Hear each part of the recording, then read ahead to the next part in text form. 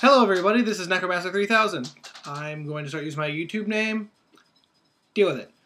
So, going to do a video game review of a very controversial game, actually. It just came out Tuesday this week. It is the brand new DmC, or Devil May Cry. Even though most fans of this game, of the Devil May Cry the Devil May Cry series, don't want to admit it's a Devil May Cry game. So if anybody else wants to know, is it a Devil May Cry game? I believe so. It feels like a Devil May Cry game, which, is kind of what it should. If they got that down at least, the gameplay feels like Devil May Cry, which is amazing. So, yes, this game does have some faults, but not as much as everybody thinks it does.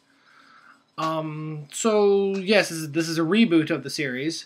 Don't know why Capcom decided to reboot the series, but everybody's been wondering that since they did that, but hell, I stopped questioning Capcom. They make no sense anyways. But, so, it is produced by Ninja Theory. They made Heavenly Sword and Enslaved, which are pretty damn good games. The story goes back to Devil May Cry's roots while changing everything. Because in this game, you had to fight Mundus again, the first boss in the first game, and Dante and Virgil actually worked together, which is something people didn't like. And people worry about the cursing, that he cursed a lot. I'm like, deal with it, people. Come on. But the story overall, I thought was really good. It was the best of any Devil May Cry game I've played, because all the other Devil May Cry games didn't really have much of a story. It was there, but it was jumbled pieces of randomness, basically. You were doing random stuff in those games for no apparent reason, but we didn't care. We just loved the action. We loved to play it, and we loved the Dante character. But, yeah.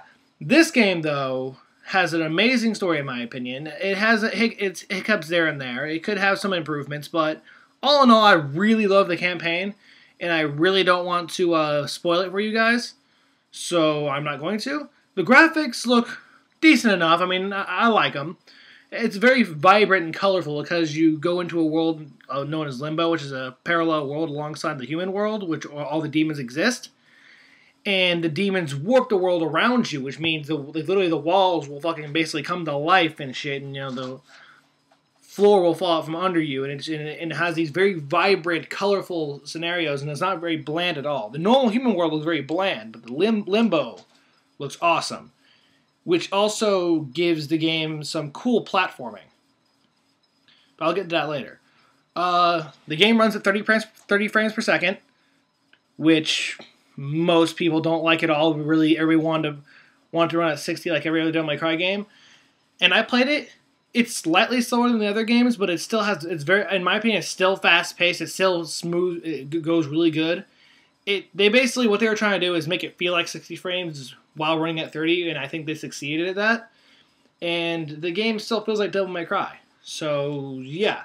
It runs in the Unreal Engine 3, so it still has some texture issues, like texture pop-ins and stuff like that. And for some reason, I had to install it to my hard drive because there would be, the game would have issues it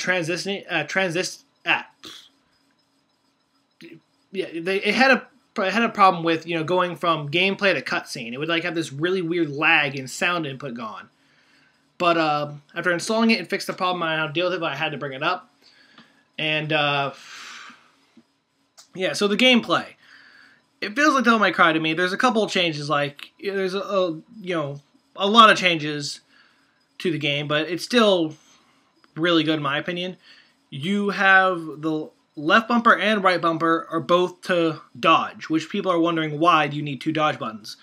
The reason for that is because you have to hold the left trigger to access your angelic weapons. As long as you hold that trigger, you can keep using your angelic weapons. Once you let go of it, you'll go back to your default rebellion weapon. And if you hold the right trigger, you access your demon weapons.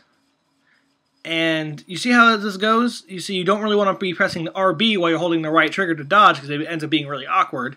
And you don't want to put the left trigger, the left bumper while you're holding the left trigger to do something either. So yeah, you can see how that gets a little annoying there. But with the way the new switching works is a lot better in my opinion because it literally flows between each weapon very easily.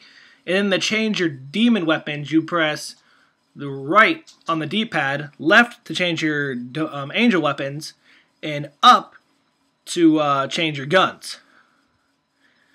And they don't have styles anymore, but they do have a lot of the style moves in the game. Like, a certain weapon will have the moves from a different style and all that, and the guns still have most of their abilities from the gunslinger and all that. Oh yeah, also, forgot to mention this, Dante is half angel now. He's no longer human whatsoever. He is not human. He's half demon, half angel. Which, in my opinion, I don't mind at all. I think it's pretty damn cool. I mean, it gives you a lot more things to improve upon. But, so, the combat, I think, works in this game. The things that doesn't work in this game, in my opinion, is the Devil Trigger. The Devil Trigger was, it was really cool how it slowed down things and knocked all the enemies into the air. But there's two things that really bother me about it. One, they stay in the air, and sometimes it's annoying to get to them without using your grapples, and you have to use certain weapons to stay in the air longer. I wish it would have made an option to where, like, you activate Devil Trigger, you stay on the ground until you press a certain button, then they'll launch them into the air. Like, you could choose if you want them on the ground or in the air. That would have been a better feature. And I didn't like how, when he goes Devil Trigger, he looks like old Dante. He gets his white hair and his red jacket, which I thought was a missed opportunity on Ninja Theory's part, which they could have made this really cool, like, half demon, half angel hybrid Devil Trigger, which would have been really fucking cool to see. I would have loved that. And the other thing I don't like about the combat is the way to do the Stinger, which is one of Dante's signature moves in the game. You have to double tap forward and Y, when normally it was RB, Y, and forward.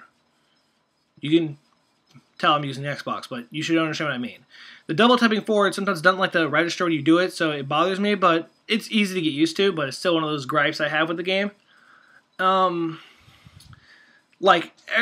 cursing in the game, I think, has worked really well. He still has his wittiness, he's still a smartass, and at the beginning of the game, you want to hate him. Like, you really hate the guy. But once you play him, he starts to develop more, and you really start to like the character as a whole, and you're like, oh, this guy, I like this Dante, he's pretty cool. And also, throughout the game, when he unlocks more of his powers, eventually, near the end of the game, his hair will actually turn completely white, which I thought was a cool thing. And, yeah. Overall, I would give this game, I'd say, an 8 out of 10. It's an amazing game. It has its faults. It needs to improve on a couple other things. The story was amazing with a couple issues here and there. But all in all, it was a pretty damn good game. I'll give it an 8. But one more thing I want to say before I finish this review is there's going to be DLC for this game. And it bothers the shit out of me because it's Capcom being Capcom again with their DLC. I have no idea if this DLC is disc locked. I have no idea. I haven't looked it up, but it might be. But supposedly in the next coming weeks, they're going to release a free DLC for Bloody Palace, which, if you play Devil May Cry, you know it's been in Devil May Cry 2, 3, and 4. It's like one of the most popular modes that Devil May Cry can have. I'm glad they're adding it back in the game. I really love Bloody Palace. It's such a fun mode to play, but I don't even know why it needs to be DLC in the first place. Yes, I'm glad it's free. I don't have to pay money out of it, which really makes me happy, but it still bothers me. Is it already on the disc? What's the point of me having to download a code and wait extra 2 weeks to get the thing that's already on the disc, even if it is free? It just makes no sense to me. And the second is, supposedly there's going to be a costume pack DLC, which I think they should have also added into the game, like when you beat the alternate difficulty modes like they have in other Devil May Cry, and Virgil's Downfall. Supposedly it's supposed to be coming out in February, so hopefully it's like they actually waited until the game was released before they started working on it. But I doubt it. I think they were working on it even when the game was still in development before it was released, and then they're now just doing the finishing touches on it, but just kind of bothers me. Capcom needs to really get the shit together. I mean, yeah. But all in all, I think Ninja Theory did a really good job with Devil May Cry, and with the way I love the ending too. And with the way the ending is, I think there probably will be a sequel, maybe a DmC 2, which I would buy. So that's it. Necromancer 3000, signing off.